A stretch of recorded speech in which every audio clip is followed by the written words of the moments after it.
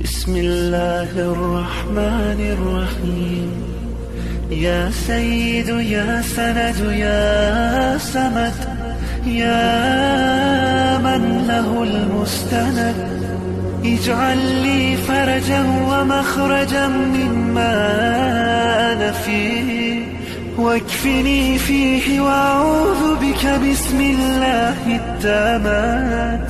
يا الله يا الله يا الله، يا رحمن يا رحمن يا رحمن، يا رحيم يا رحيم يا رحيم، يا خالق يا رازق يا باري، يا أول يا آخر، يا ظاهر يا باطن، يا مالك يا قادر، يا واهب يا وهاب، يا تواب يا حكيم، يا سميع يا بصير، يا رؤوف يا وتر المغيث، يا مجيب يا حبيب.